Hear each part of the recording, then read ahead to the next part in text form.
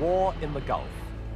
To eject Iraq from Kuwait, Western and Arab allies fielded the biggest army since Korea. They used the latest high-technology weapons guided by lasers and computers with pinpoint accuracy.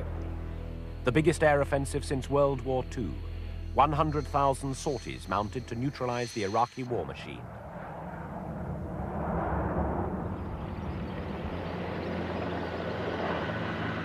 Deception, speed, and power were the key to the 100-hour land battle, using the most modern artillery ever. Nearly 200,000 Iraqi troops gave themselves up. Perhaps 100,000 died against 150 Allied troops killed in Desert Storm and Desert Sabre.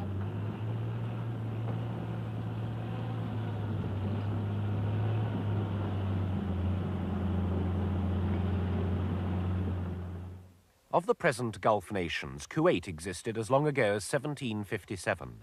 What's now Iraq was then only 3 provinces of the Turkish Ottoman Empire south of Kurdistan.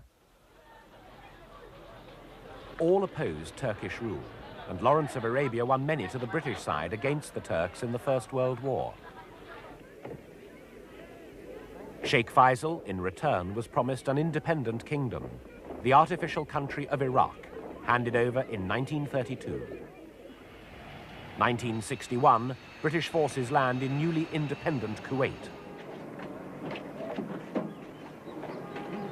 Within weeks of that independence, Britain had been forced to send paratroopers and an armored brigade to protect the tiny kingdom against a threatened Iraqi invasion.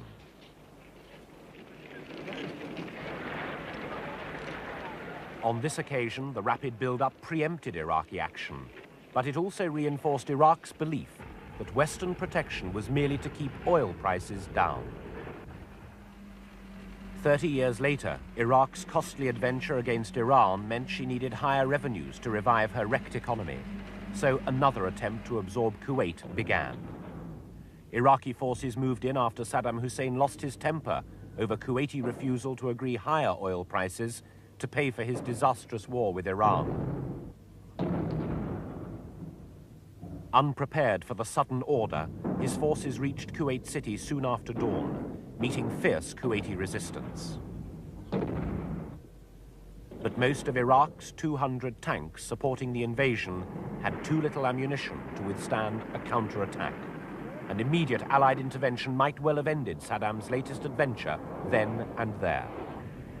Instead, the military build-up only began 5 days later, as the West opted for diplomacy through the United Nations, which initially voted for sanctions against Iraq.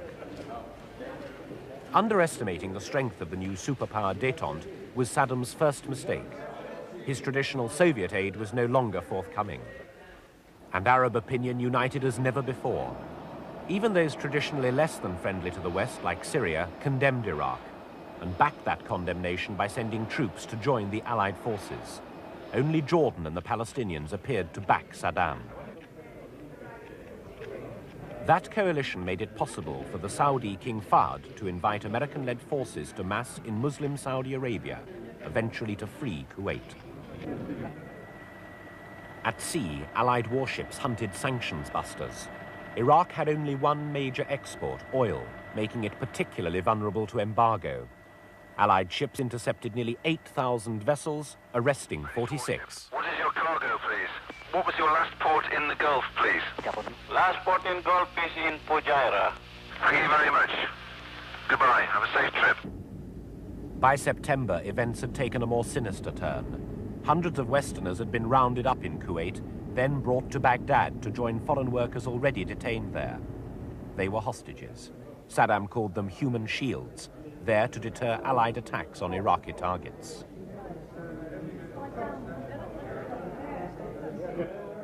The captives were paraded on Iraqi television, but scenes involving British children merely angered Western allies. Unexpectedly, the unpredictable Saddam, scorned for hiding behind women's skirts by Margaret Thatcher, freed the hostages. The PLO leader, Yasser Arafat, anxious for credit in post-war negotiations, had persuaded Saddam that hostage-taking was counterproductive. Perhaps more importantly, Western moves to go one last mile for peace had convinced Saddam of American weakness and unwillingness to go to war, so human shield hostages would be unnecessary. Saddam had again miscalculated, and the countdown to war had already begun, with the United Nations setting a January deadline for Iraqi withdrawal from Kuwait. At the end of the military build-up, Allied forces in the Gulf totaled 750,000 people, 3,500 tanks and nearly 2,000 combat planes. With 2/3 of them American, there was little doubt who would run the show. Saddam Hussein took personal command of Iraqi forces, having learnt little from his blunders in the war with Iran, which left him with the world's 4th biggest army, but shattered his economy. Needing higher oil revenues to recover, he claimed part of Kuwait's oil wealth, invaded when he lost his temper with their refusal to give in, and misjudged American resolve to eject him. Coalition forces were led by Norman Schwarzkopf, a blunt-talking, dirty boots warrior nicknamed Storming Norman or Bear. A veteran of Vietnam and Grenada, he did learn from American mistakes. Operation Desert Storm, his plan, covered more pages than the Manhattan telephone book and used football tactics as well as classic military ones to outflank the Iraqis.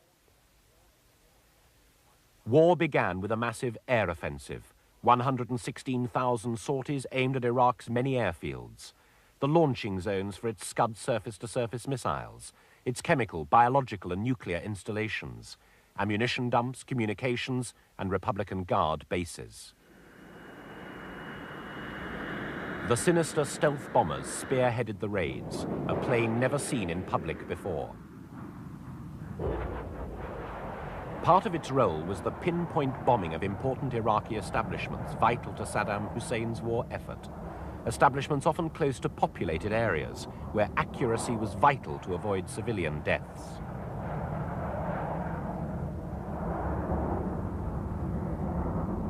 One particular target was this building, Iraqi Air Force headquarters in Baghdad. One of many missions flown in the teeth of opposition from Iraq's anti-aircraft batteries, a video camera on the attacking plane recorded a direct hit.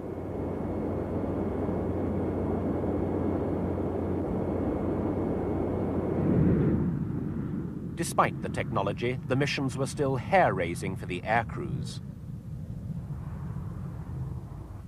I watched some very young men become middle-aged and somewhat more mature that particular night, and I've seen the same thing in the subsequent nights.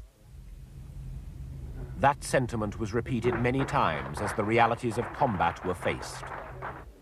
For Arabs on the coalition side, especially Saudis and Kuwaitis away from their homes, Allied air successes came as the first really good news of the crisis. A crucial part in the air offensive was played by the RAF Tornadoes, 45 of them out of a total UK air fleet of 75. They had one of the most dangerous tasks, low-level bombing of enemy airfields to neutralize the Iraqi Air Force, which included some of the most up-to-date Soviet fighters. Like the Americans, being in action brought a camaraderie impossible to imagine in peacetime. Hi, we're back. Yeah, well, as I say, it ran on rails. It was well planned. You know, we achieved, well, we're going to have to wait and see what we achieved, but, you know, from what we saw, looked good. I want to go straight into a debrief, so we're a little rushed at the moment. Really pleased. We're all back. The ground crews, as in past wars, worked like fury too, keeping the planes up to scratch. The Tornadoes carried the JP-233 runway denial bomb to tear huge holes in airfields and scatter anti-personnel devices to deter anyone trying to clear up. Outgoing aircrew drew pistols to help defend themselves if they ended up in enemy territory.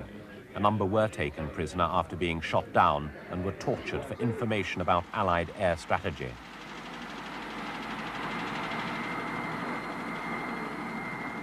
The RAF's particular campaign helped to persuade Iraq to withdraw many of its combat aircraft from the unequal struggle. Over 120 planes went to Iran and stayed there.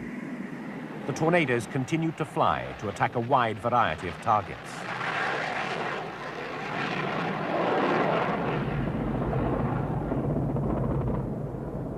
Much of the bombing was at night. The outskirts of Baghdad were hit over and over. For the residents of this and other Iraqi centers, the air raids became a terrifying nightly ordeal, even though the international coalition continued to pronounce it was military targets that were being taken out.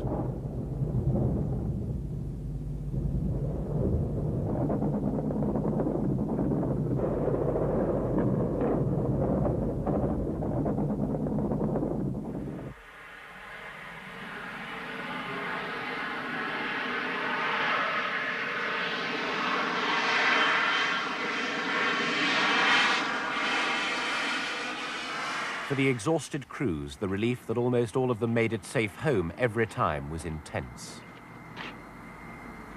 Bombs on target. So hopefully we've done some damage. All to the war effort.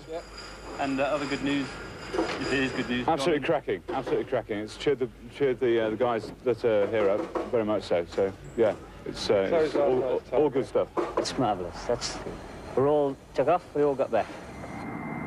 At Dhahran, Bahrain and other bases, most of the daylight hours were taken up with getting the planes ready for more sorties. Ground crews tirelessly checking them over, ensuring the Iraqis rather than technical hitches were the enemy.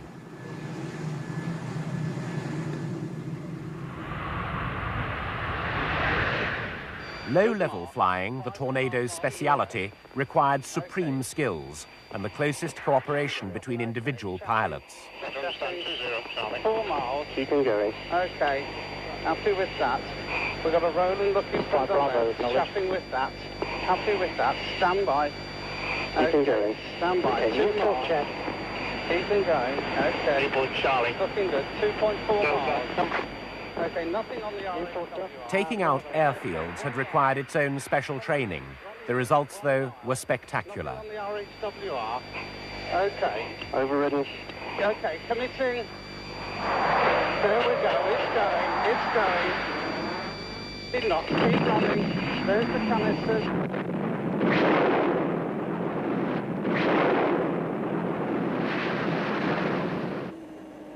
The phrase pinpoint accuracy was constantly heard, but all the evidence, even post-war, was that it was almost always achieved, cutting supply routes like bridges as well as blasting airfields and installations. Military spokesmen described how the operations were executed.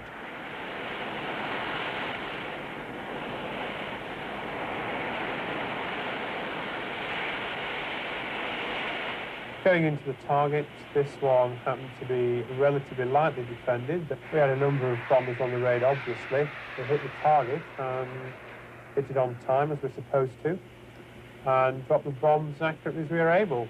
The nature of the target was such that it burned